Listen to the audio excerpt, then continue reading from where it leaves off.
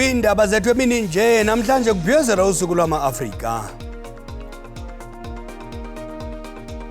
Iingcali zoqoqosho zithi maninzi amathuba okuba konyuswe iqondo lenzala kwimali-mboleko ngalemva kwemini.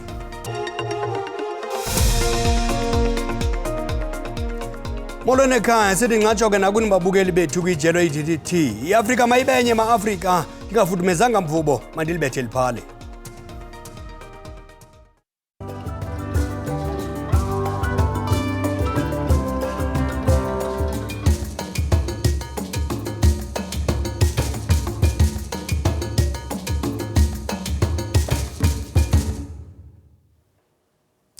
Namhlanje ilizwekazi i-Afrika libhiyozela usuku lokuzingca ngobu-Afrika.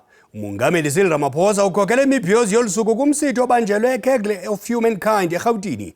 Intatheli yethu abongile umfo kaDumako ungamehlo neendlebe zethu kule mibhiyozo. Sikwamkele sikhosana. Khawutyatyadule usixelele ngokwenzeka apho. Sithi nxe kuloo ndawo sesamkhangela uDumako. Kusenjalo njengenxalenye yemibhiyozo yosuku lwama-Afrika, isifundo sonyaka ngalo wayesakuba ngumongameli welu Mnumzana Thabo Mbeki sakwenziwa okokuqala ngaphiya kwemide yeli loMzantsi Afrika. Mnumzana Mbeki oza kusenza esi sifundo uza kuqala athethe noonondaba phambi kokuyenza kwakhe le ntetho eConarary eGuinea. Ilizwe laseGuinea elikwintshona yeAfrika nelinomthamo wabantu abangaphaya kwezigidi ezili-13 kulapho igorha nemvumi yesingqi saseAfrika iyabeka inqawe uMiriam Makeba yabaselubhacweni. Ummandla wentshona Afrika besandula kuvukelwa ludushe lwemikhosi. Kwiminyaka emithathu edlulileyo oomongameli abaquka waseMali, eBurkina Faso nowaseGuinea baye babhukuqwa. Akungoku phantsi kotshintsho lorhulumento, iqumrhu lommandla wamazwe asentshona Afrika i-ECOWAS linike iGuinea iinyanga ezingama-24 ukuba libambe unyulo. Emva kobhukuqo-mbuso, iqumrhu lomanyano lwama-Afrika lwalinqumamisa ilizwe iGuinea.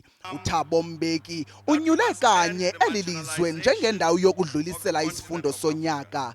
Oku kuza emva kwemingeni exhoxe amazwe afana neSudan neDRC equka amagingxigingxi kwezopolitiko nokhuseleko. Right now from the food market we are now in the tailor part. Nangona iGuinea ijamelene nengxingongo, abemi bayo bayaqhubeka ukuqinisa izihlahla ekusebenzeni ngokuzijula ijacu nanjengoko amashishini asakhasayo ezintsika ezingundoqo kuqoqosho lwakhona kungoko kutyelelwe imakethi yeziqhamo.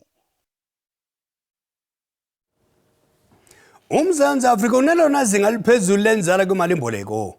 Ukunyuka kwenzala kwimali-mboleko kuqale ukuqalisela ngoNovemba ka-2021. Isigqibo esilandelayo senzala yemali-mboleko kulindeleke ukuba senziwe ngalemva kwemini. Kwelinye icala ikhosana yaqalisa uthethathethwano nesebe lezezimali kwilinge lokuvumela abasebenzi abanengxaki yemali ukuba bafikelele kwangethuba kwingxowa-mali yabo yomhlalaphantsi. Ukususela ngoMatshi walo nyaka inzala yemali-mboleko kweli yi-11.25%, inyuke ngo-0.25% ngoNovemba ka-2021. NgoJanuwari wango-2022 yayingu-0.25%, ngelixa ngoSeptemba wango-2022 yayingu-0.75%, ize ngoJanuwari walo nyaka yaba ngu-0.25%. Oku kwenza umsebenzi webhanki enguvimbayeli ube nzima nanjengoko izinga eliphezulu lenzala lisetyenziswa njengesixhobo sokuthomalalisa imfuno ebangwayo malunga nokunyuka kwamaxabiso okulindelekileyo kulo nyaka ukusuka ku-5.4% ukuya kwi-6%. Abemi boMzantsi Afrika bajongene nokunyuka kwamaxabiso emva kwe-COVID-19 kunye nemfazwe ye-Ukraine yaphazamisana nekhonkco lokubonelela. Ingxaki yamandla yongeza kuxinzelelo njengoko amashishini kuquka abavelisi bokutya kunye nabathengisi begqibela begqithisa kwiindleko abajongene nazo.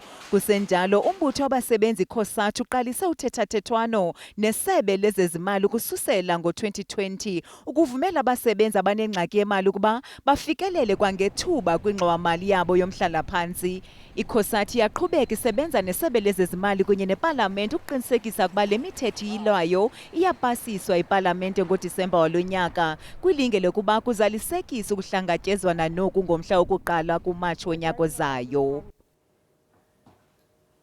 Umfelandawonye wabaqeshi abazimeleyo kwicandelo lesinyithi nezobunjineli SABC uququzelele ingqunqthela entsukumbini yokushukuxa imiba ichaphazela eli candelo eCampton Park eRhawutini. Ezi zinzame zokushukuxa imiba nokuza nezisombululo kwiingxaki ezikweli candelo nanjengoko urhulumente ephawule ukuba imveliso kweli iza kubekwa phambili kwizicwangciso zokuphucula uqoqosho. Umphathiso ojongene nezemisebenzi uMnumzana Thula Sincesi uthi likhubalo kweli candelo into yokuba kuthiwe gqolo kusengelwa thungeni linye xa kusonjululwa iingxaki ezijongene nabasebenzi nabaqeshi i-collective bargaining ngelasemzini. So from the standpoint of this sector and the employer organizations and organized labor, it will appear that there is still life in this old dog of centralized bargaining. Of course, I am aware that some of the smaller companies are not so happy, but I've often publicly repeated, for marginal companies who genuinely cannot pay the going rate, then they can apply for extension. The same applies for all aspects of the labor legislation, including the national minimum wage, the Employment Equity Act. But what I know, the stability, the security, and the industrial peace is the outcome of centralized bargaining. Eli candelo lijongene nemingeni eliqela nanjengoko imanyano zabasebenzi ziphulukene namalungu aye aphelelwa yimisebenzi ngelixa nocimicimi wombane uchaphazela abaqeshi kushishino. Kwalapha ezindabeni liswelekile igqala lomculo rock and roll uThina Thena kodwa kuqala masithume umntwana evenkileni.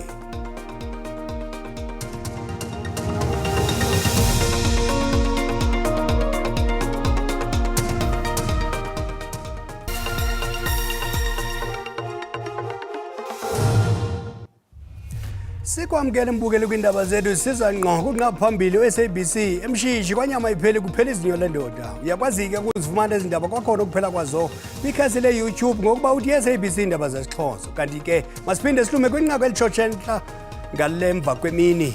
Namhlanje ilizwekazi eAfrika libhiyozela usuku lokuzingca ngobuAfrika. Umongameli Cyril Ramaphosa ukhokhele imibhiyozo yolusuku kumsitho obanjelwe eCradle of Humankind eRhawutini. Isikhulo sikanomathotholo sabantetho isisiXhosa umhlobo wenene-FM sibhiyozela iminyaka engama-63 sasekwayo kulo nyaka. Kukwanjalo namhlanje sibhiyozela usuku lwama-Afrika.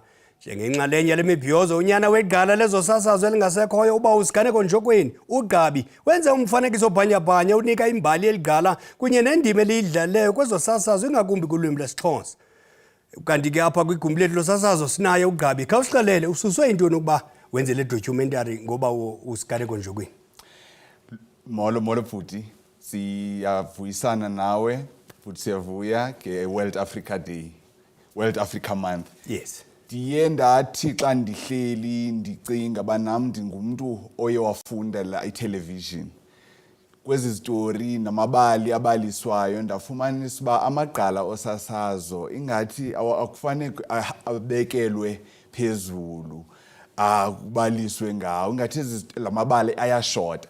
Ndathatha ke ngoku usiba nephepha ndabhala phansi isitori sikatata usiganeko njokweni ongutata ondizalayo mna ndiligqibelo lakhe. Ndaqonda uba no man ndingancokola nabanye abasaphilayo ndilandelele ubomi bakhe. So xa ndiqokelela ke ngoku ndifumanisa uba elibali eli lityebile kakhulu and lingancedisa ekukhuliseni isizwe nokufundiseni nangembali yosasazo kanomathotholo.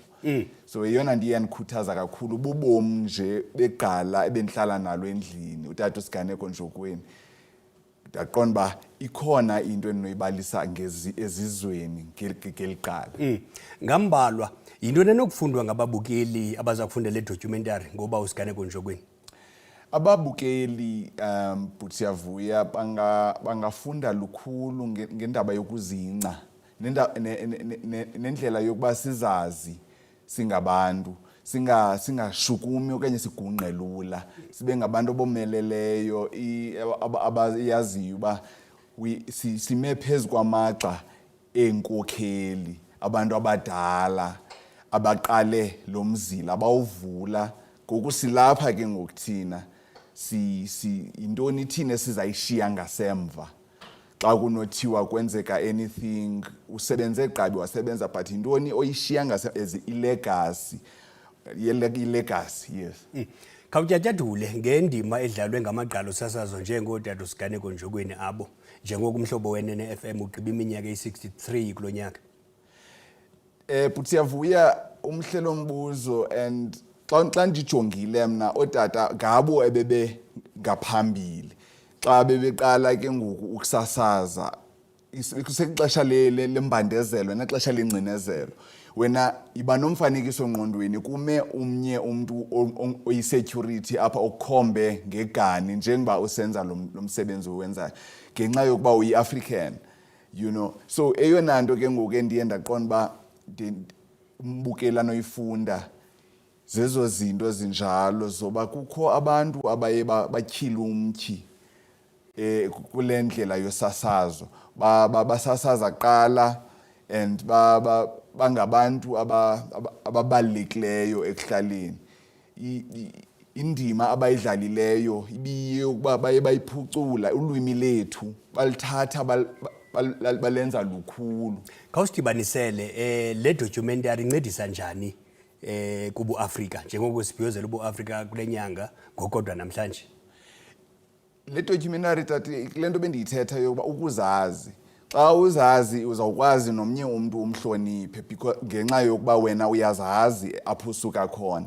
So apha ubu Afrika bethu le documentary iyasixelela ba into ezininzi emakhaya sizifundile apho sikhulele khona. So abantu kubalekile bazazi bazokwazi bakwazi uhlonela omnye umuntu, bakwazi nozihlonela bona so that izinto zizojika. Ngamafutshane nje le documentary ifumaneka phi? Izawufumaneka ku-online platforms za online, izawufumaneka nalapha ndiyathemba no-SABC 1 angayifumana, akwazi wonke umuntu nabasemakhaya bayibone. Qabe sithi utshotsubeko mfowakhehle, enkosi kakhulu. Ndiyabulela.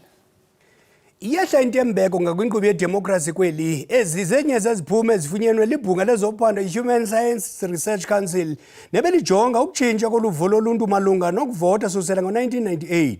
Olu phando lukwaphawule ukuba abantu kwiphondo laKwaZulu-Natal balahlekelwe lithemba kumandla evoti yabo. Kukho nethemba lokuba olu phando luza kunceda ikomishoni ezimeleyo yonyulo kumsebenzi wayo. Njengoba sekusondele ukhetho lukazwelonke lango-2024, intsha yaKwaZulu-Natal isamanqika-nqika ukubhalisela ukuvota. I-Human Science Research Council ithi intsha yaseNingizimu Afrika ibukeka ingenalo isasasa ekuvoteni futhi iningi ayikaze ibe yingxenye yokhetho. Abavoti bezwakalise ukuthi abanalo ithemba lokuthi amazinga obugebengu, inkohlakalo, ukuhlinzekwa kwezidingonqangi kanye nokuntuleka kwemisebenzi kuyoke kube ngcono. I-HSRC ithi yize abantu abangamaphesenti angama-59 besabona kufanele bavote, kodwa inani labantu ababona sengathi intando yeningi ayisabalekile lenyukile kule minyaka emihlanu edlule lafika kumaphesenti ayi-35. We would say that people here in the KZN province are not exactly satisfied with democracy right throughout the period. It's been declining with time. It's been fluctuating, but it's declining with time, and it was at its lowest in 2021 at 12%. So I-HSRC iphinde yaveza ukuthi abantu abazihlukanisa nepolitiki noma abangasenandaba nezepolitiki yikhona okunomthelela omkhulu ekuncipheni kwesibalo sabantu abaya kovota. KwaZulu-Natal was the highest compared to anywhere else. It was at 75%. 75% of the population are saying, I would not vote tomorrow because I'm disillusioned. Lomkhandlu uthi ucwaningo luveza ukuthi ukwehla kwezinga lokuthemba uhulumeni kwabavoti kunomthelela omkhulu ekwethembeni i-IEC. Ngingunonhlakanipho Magwaza ezindabeni ze-SABC eThekwini. Ngoku masitaphule izimvo zabantu kwikhasi lethu le-WhatsApp ngolusuku lwama-Afrika. Ubingayekwa lento lenkqubeko ngosasimosha ngoku. Khangela xa abantu bazibaleka inkqubeko yabo bamosha inkolo abanye abantu. Kuthini sisoke eBhayibhile ngaba bantu? ayipheli izolani yophinde bekhona lana phitha nebuthathu ulusuku alithethi into apha kuthi kuba abantu bayilibala inkcubeko namasiko balandele ezinye inkolo zezinye indawo. Noqoka because i-crime iphezulu kakhulu eSouth Africa. Kuyintokozo kakhulu ukubha usuku esingama-Afrika namhlanje esimanyene sikanje siyafisa ukuthi engathi ngiqhubeka uzwana singama-Afrika siye phambili. I-Africa Day e-Africa bekufama i-day ibe nenansika ibe ne-public holiday yayo. Okwesibili imanyano yase-Afrika ayikho effective. Zininzi ingxwabangxwaba esinazo apha-Afrika kodwa zisonjuluka. Mna nisayiboni le nto kukhona inantsika nobambiswano apha kule nto enantsikane ye-union ngoba ilizwe nelizwe litsalela kwela icala, so andisaboni inkqobelela kuyo yonke loo nto. Afrika usisiqalo, Afrika usisiphelo. Olu suku ufanele luqatshelwe ngama-Afrika. Afrika ichumile ngezenkcubeko kunye namasiko. Ngibona sangathi kuyafana nje, usuku nje lungasho lutho nje luyifanela nezinye nje izinsuku nje la kumina.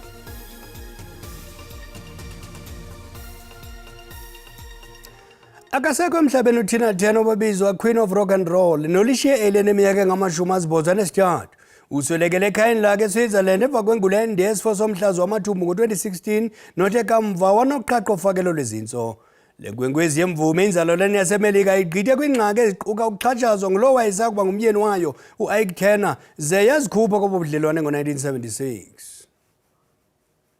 Ummeli wale mvumi engasekhoyo uthi ulandulele ngoxolo eli emva kwentsumantsumane yobunkenenkene bempilo kwikhaya lakhe eKuznach kufuphi neZurich eSwitzerland. Emva komzila ozinzileyo wobungqwayingqwayi wekhondo lakhe entyiloza kangangeminyaka engama-70 de wenza indumasi jikelele ngoshicilelo lwengoma What's Love Got to Do With It noProud Mary. Eli qala likhokhele ngokuphuma izandla kwi-Ike and Tina Turner review phambi kokuzimela geqe kwikhondo lakhe lomculo eliqaqambileyo kwilizwe jikelele. OkaTurner akabanga sezingqondweni zelizwe jikelele ngokuba yimvumi nje, koko nangoburhabaxa nangokugquma kwelizwi lakhe belihlokoma likhatshwa indlamko emangalisayo kumaqonga ngamaqonga. Uziwolile iimbasa zeGrammy ezisixhenxe kwimbali yomculo wakhe de wanoshicilelo elichongwe njengelonyaka lika What's Love Got to Do With It ngo-1985. Uphinde wazimanya ngeqhina lomtshato ngo-2013 nokwisigqeba somculo waseJamani uErwin Bach emva kobudlelwane neqabana lakhe iminyaka engama-27 nangona wayejamelene noquluku Bode kusapho ephulukene noonyana bakhe ababini omdala ezibulele ngo-2018 lo gama omncinci wathwaxwa waxhwilwa sisifo somhlaza ngo-2022. Ukanti ke ngasemva ushiya uBach noonyana bakhe ababini bedolo. uTina Turner wethulelwe umnqwazi mbombozone zelizwe ngeminyaka yakhe engama-83 ayiphilileyo. Sibuyele ekhaya, inkulu baphathiswa yaseMpuma Koloni uMnumzana Oscar Mabuyane ithi ibhalele umongameli Cyril Ramaphosa ukuba angenelele kwinkqubo yophuhliso lwezolimo eMpuma Koloni. uMnumzana Mabuyane uthi kufuneka imali eyi-R1 billion ubuncinane ukwenza umqelo obonakalayo kwiziseko zophuhliso lwendlela nakwicandelo lezolimo. Ulimo lubonwa njengekhubalo kuphuhliso loqoqosho lwephondo. Ukuba le fama evelisa ubisi ingasebenza kwizinga layo eliphezulu, luluntu oluninzi olunoxhamla. Zinkomo ezingama-2,000 ezivelisa ubisi apha ngosuku. Imeko embi yendlela inqanda ukukhula kwayo. For the business to function and the livelihood of the people here on this area to be good, it must put tar road on it. And then again, in terms of the Department of Water and Sanitation, we need to work on the irrigation infrastructure. Ukanti urhulumente wephondo uvumile ukuba umninzi umsebenzi okufuneka wenziwe. Ingxaki yendlela yona ngxaki enkulu apha, sinale ndlela ke esisebenza kuyo singurhulumente, sizama nosebenza norhulumente ka-national esicele uSandral uba makasijongele yona ikhawuleziswe. Kusenjalo iinkokheli zasekuhlaleni ziphinde zavakalisa ukungaxoli ngemiba eqhwalelayo uphuhliso kwiindawo ezisemaphandleni. Sifuna uncedo nokuba sincediswe. Silapha nje silapha kule dairy ilapha eNcorha. INcorha yayindawo eyayiphucuke kakhulu. Kukwaqwecwe norhulumente kazwelonke ukuba angenelele kule nywewe. So sifuna ukuzibuyisela because sithe sileli phondo sizawuphuhlisa abantu bethu ngezolimo. And funeka siqale kwezi ndawo ke zizi-low hanging xa sithetha ngezolimo ezi bezike zasebenza ngaphambili phantsi korhulumente bangaphambili bozimele geqe. Abongile Yankees kwiindaba ze-SABC eNgcorha kwiphondo leMpuma Koloni.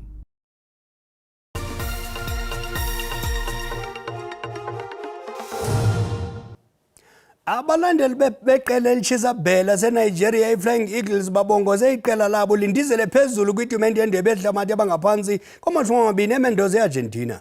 iNigeria ibethe Italy ngama-2-0 kudlulela kwisigaba samaqela ali-16. Kusenjalo abadlali beqela laseSpain iReal Madrid babonakalise inkxaso kuVinicius Junior ufumene uhlaselo ngobuhlanga ngempelaviki. Isikhwebu sombona simnandi kokuchubelana sakunishiya noMamadunu noKhan uJessica Mbangeni azotshila kweliqonge enjenjeya umbe ngomthi uyawucima umlilo makube chosi behele.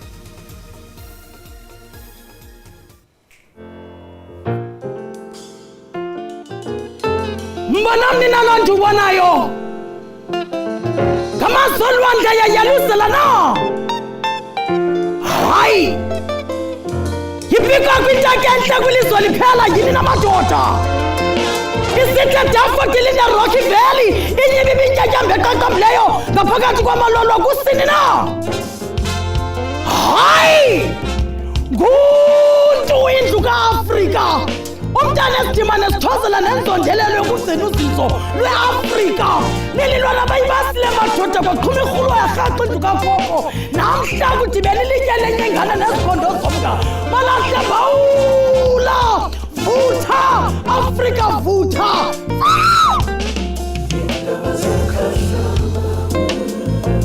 My mind and the knowledge of myself is formed by the victories that are the jewels around our African crown.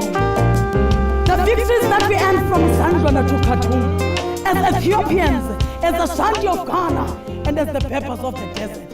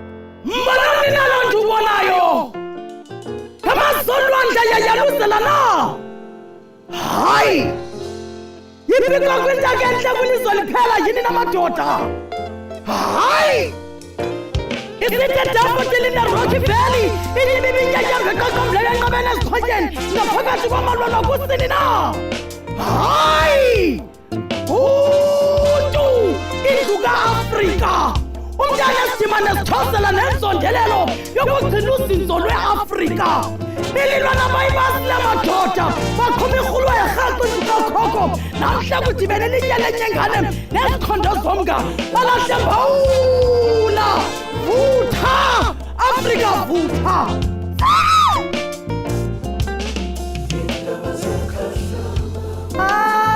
weendaba zokhahla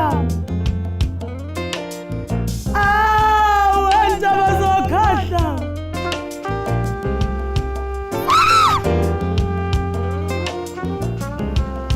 My mind and my knowledge of myself is formed by the victories that are the jewels around our African crown. The victories that we earned from Zandwana to Khartoum, as Ethiopians, as Ashanti of Ghana, and as the Peppers of the desert. Kwame Nkrumah once said, I'm not an African because I was born in Africa, but I'm an African because Africa was born in me.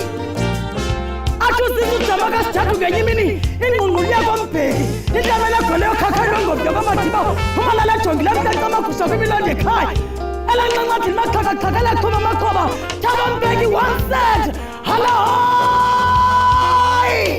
hello, hello, home, home. I am an African. I owe my dreams to the hills and the valleys, the mountains and the clays, the rivers, the seas, the trees, the deserts, the flowers, and the ever-changing seasons that define the face of our native land. My body has frozen in our frost and in our latter-day snow. It has thawed in the warmth of the sunshine and melted in the heat of the midday sun. The crack and the rumble of the summer thunder, left by startling lightning, having the cause of both trembling and of hope. Remember, we are the ones we've been waiting for. We are the great-grandchildren of Nongqawuse. We are the great-grandchildren of the warrior men and women that incites the Kukune led. The patriots in Pepu and Tajoyo took to battle. The soldiers Mushwasho and Gugunyane taught never to dishonor the cause of freedom. Freedom for you is freedom for me. I am because you are. You are because I am. See? And the nigga bafazi balenda ubon thakatha. Diyahamba. Chochube Kochian. Namhlanje kuqatshelwa usuku lokusungulwa kwemanyano yamazwe ase-Afrika e-Addis Ababa e-Ethiopia kwiminyaka engama-63 yadlulayo. Apha ecaleni kwam kumagumbi ethu sasazo masamkela umakhwekhwetha wembongi yomgquba imvumi inkokheli yakalizwi netshantliziyo lomthonyama uJessica Mbangeni uGubevu Jian umsuthu nokhaya. Jian, lusena intsingiselo olusuku lwase-Afrika? Kakhulu mntana omhle, kudala sizijongela phansi singama-Afrika. Namhlanje ndifuna ukuthi ndiwahambile amazwe ngamazwe abantu bahleli kumasiko nezithethe zabo. The pop culture that is infiltrated to us ngamazwe asentshona ayisiyonyani basebenzisa kwathina. Thina singabantu abakhula ngengcambu, thina singabantu abenzelwa amasiko nezithethe, singabantu abenzelwa imbeleko, singabantu ababikwayo kumanyange, singabantu ababikwa kuqamata umveli nqange sisavela, singabantu bemveli. Namhlanje ke ndifuna ukuthi kumAfrika nomzantsi Afrika omhle walapha ekhaya zingce ngawe ngoba onke aba bantu basuka kulamazwe angaphandle bafika bazoncanca bengxongxothela befuna ulwazi lwemveli yakubo bezibuyisela bona ngokunokwabo. The propaganda of colonialism is for the few families and the few people, and they are snatching and taking and milking. Bayasinxonxotha besitsala befuna singazithembi ngenxa into bana bama kulama qonga bathi thina sizilibele asizilibalanga basizalwa ngobani. Khumbula kaloku sinaye okabiko owayesithi I write what I like. Umuntu omnyama zingce uzimele. Sinayo ingwambele emadingwane athi Africa my beginning, Africa my ending. Sinabo mbulelo mzamane, sinabo nonsizi mgqwetho, sinabo mama unokuzola mndende abasamayo namhlanje masibamamele ngokuba zizimboni nabantu nengcwethi ezako wethu ezikwazi uba zisifundise ukungxongxothela imvelaphi yethu. Khawutsho ke nokhali ithi inqathaba yenkosi namatshantliziyo ekuqanqambiseni umnombo nenkcubeko yethu. Inkosi zanamhlanje zinkosi ezifunde kwelaseBritane. Uthi ke oka Eskia Mphahlele ngenye imini uthi ngenxa into bana uhleli naba bantu banenhloso yokuba uphulukane nobuwena, wena usithi uyofuna uncedo nokuba ubabonise ngakumbi ngawe uba ixabiso lakho basuke bakurhatye bakurhaxe bakuginye kwawena kungoko ke kumele sizilumkele. Ngoku uye ufumanise into bana uyahamba uye kwezi nkosi ufumanise ba azazi kwanto azifuni kwanto ingathi uyaziphoxa bathi mayime lento baphinde futhi bathi xa isiza nomuntu ongumama hayi abafazi abathethi kanje abafazi abangena ebuhlanti. Ndihlonipha inkosi enkulu, ndihlonipha inkosi yasemvezo, ndihlonipha uMandla kaMandela. Ndithi yimanjalo Madiba yemi yemngqolomsila wena ukwaziyo ukuxabisa izinga labafazi emhlabeni ngoba nami ndikwazi into yobana ndime phakathi emvezo ndenze imisebenzi ethile njengembongi engumama kodwa ndimi njengomama ndima njengembongi ke abantu ke ababiziweyo ngale ndlela umntu xa inobizo lwakhe akahambi ngesini mntana sekhaya ngoba uhamba ngokomoya singumoya ke wemveli njengoba sinapha kwinjawo namhlanje sisithi abantu mabazince bazithande bahloniphe abantu abakwazi ukuthetha babanikeze umyalezo osuka kumveli nqangu qamata sibuyisa izizwe sihlanganisa amanyange kanye kuloo ndawo nokhala khawutsho luthini uvo lwakho ngesiganeko samva nje kruthakruthwano lamakrestu nabenkolo yesintu kwatshiswa iBhayibhile iBhayibhile ngumnombo wakwaJuda ngumnombo wezizwe ezirhanqa lo ndawo ngumnombo wemvelaphi ngoko ke nathi namhlanje siyazibhala incwadi eyami incwadi ukuqala kwami uyifunda eka-AC Jordan namhlanje ukumkani bamampondomise bubuyile yilento ndithi ke abantu makhe bahambe baye kulamazwe bafike babethe ezandonga kwakuthiwa ingcwaba likaYesu lalilapha umuntu aye pha ayobamba elalitye afumane abantu bakhona yilento ke nathi bafika babheke ezinkosini nasezikumkanini babheke kwingcwaba likayinza kodwa nazange uye kuyinza so uzawutshisa incwadi ongayazi ba kanti inawo nomnombo wakho apho ngokuba kudala sihamba njengoba siyinzalelwane yalapha nje kodwa uthuli lwethu luthuli lwezizwe yiyo ke lento namhlanje uJessica Khambangeni ehamba amazwe ngamazwe from 2001 ngenxa into yobana ndiboniswa ezi roots sicangathe kuzo nathi sesingumzantsi Afrika namhlanje sesingamaXhosa sasikade singangawo amaXhosa sasikade sizezinye izizwe zemveli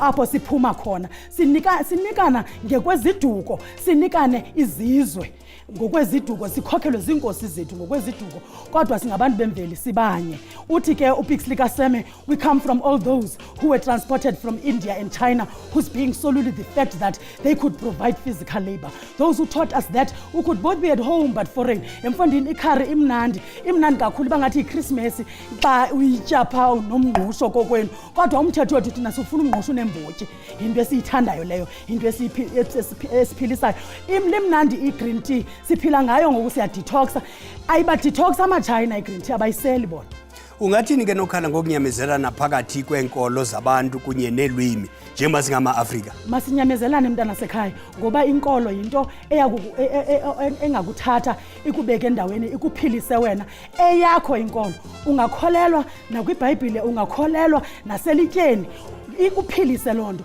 xa ingandiphilisi mna ayithethi into yoba mandigxeke eyakho kodwa masizame ukuphilisana simanyane singumzantsi Afrika and not forget ukuthi namhlanje siyimbumba yamanyama sifanele sinyamezelane sizizizwe ngezizwe neenkolo ngeenkolo ukuze thina bantu bemveli sibe yingcambu ezisa uxolo nothando ukuze sithethe izinto eziphileyo abantu bayamamela so kumele soloko sithetha njalo in a profound manner indlela abantu abazokwazi ukuyetyisa into kodwa ingasuki ngomsindo ezinhliziyweni zethu idale umlo wow ukwanda kwalowa ngumthakathi jiyani enkosi kakhulu Camako mntana emhle ndiyabulela kakhulu kokuma sithi tsi chatha ngapha kwemidiya yeli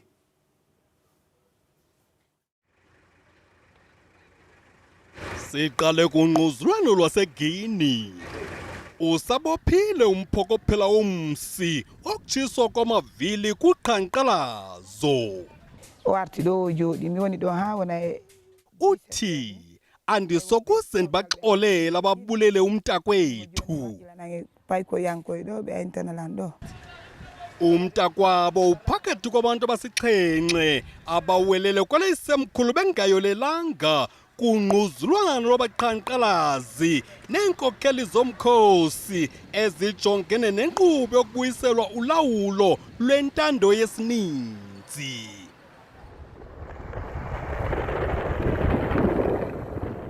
Amajapani avelise imoto ehamba ngamandla emitha elanga nebaleka ngesantya esiphezulu 322 kilometers ngeyure.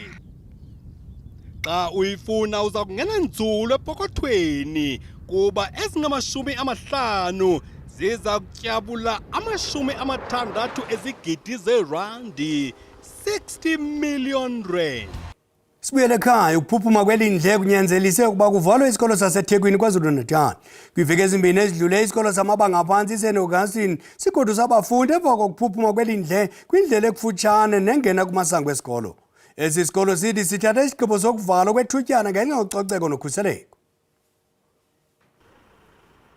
Indle igcwele emaklasini nasezinkundleni zokudlala esikolweni iSt Augustine kanye nephunga elingabikezeleki. Lokhu sekuphoqe ukuthi isikole sivalwe cishe amasonto amabili. Lesikole sithi imizamo yokuthola usizo kumasipala weTheku kanjalo nakumnyango wezemfundo kwisifundazwe ayiphumelelanga. Abaze bona bazoyibonela itamkoko babone bezwe nephunga bese sifaka ama-mask la esikoleni. Njengoba abafundi sebesemakhaya futhi bengafundi, abazali bakhathazekile ngokulahleka kwesikhathi sokufunda, kanti-ke abanye bakhathazekile ngokuphepha kwezingane zabo emakhaya ngesikhathi besemsebenzini. Khathazekile kakhulu, especially ingane yami yenza ugrade 7 lo nyaka. Uma yenza ugrade 7 ifanele next year idlule kwesinye isikole esisha. Uma ifike isikole ifika namalazati lawo nje seku2 weeks sonke ezingafundi esingane esikoleni. Kubuhlungu kakhulu ethi abazali siyabona ikusasa lengane licikele phansi. Njengamanje nje ufanele uzame lokhu ufona njalo uba check ukuthi ba right in. Kumanje abanamuntu, anginayo umuntu ohleli lengane ekhaya, bahleli bodwa. Kuyingozi nje kakhulu. Kufanele ngihambile ngiyosebenza. Umasipala uthi kunabantu abachitha imfucuza ngokungafanele emapayipini endle okuyikona okholela ekutheni kuphuphuma izitamkoko. Uthi kuzothatha isikhathi eside ukuthi kuxazululwe lenkinga. Amathimba ethu aqalile ukusebenza la, aqale 3 days ago, azoqhubeka asebenze inkinga izisolveke. Into ekhona ukuthi la esitamkokweni kugcwele inhlabathi namatshe.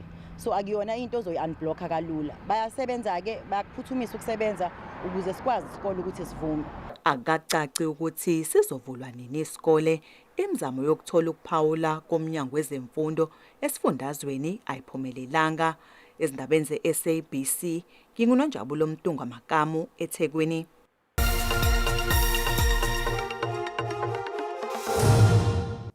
Sihlabele mgamane ndaba zethu kule veki ngumngcelelo wabakwaNtsasana ngokwahlukeneyo kwisithili sonke seGarden Road ukuqinisekisa ukhuseleko kwindawo eziqatshelwe ngokuba semngciphekweni. Okwangoku ziyancomeka iziphumo zentshukumo nezimisa ngxi ezindleleni kuqoqwa imoto kuhlolwa nezinye indlela zolwaphulo-mthetho. Indawo ezibandakanyekayo ziquka iGeorge, iMossel Bay, iNisna, iPlettenberg Bay, iOldson, iUnion Dale neLadysmith. Kubonakala ngathi liza neziphumo iphulo lokutyala kwenani elongezelelweyo lamapolisa ekulweni ubundlobongela kule nqila. Amapolisa athi lehlile izinga lokubulawa kwabantu kweziveki ezigqithileyo. Siyavuya ke ukuthi noko libe impumelelo kwaye ke liza kuqhuba nakuzo zonke indawo njengoba silapho eGarden Road siqhuba nakwezinye ke i-districts.